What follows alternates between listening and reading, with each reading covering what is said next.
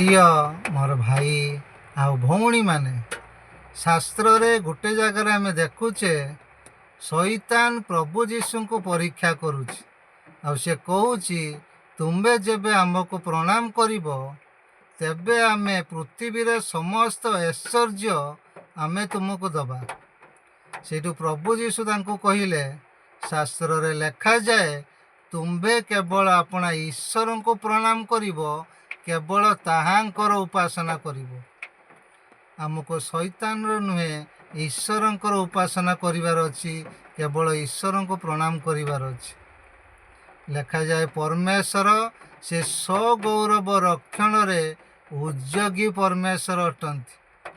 ଯେଉଁମାନେ ସେମାନଙ୍କୁ ପ୍ରେମ କରନ୍ତି ସେମାନଙ୍କ ସହସ୍ର ପୁରୁଷ ଯାଏ ସେ ତାଙ୍କର ନିୟମ ଆଉ ଦୟାକୁ ରକ୍ଷା କରନ୍ତି।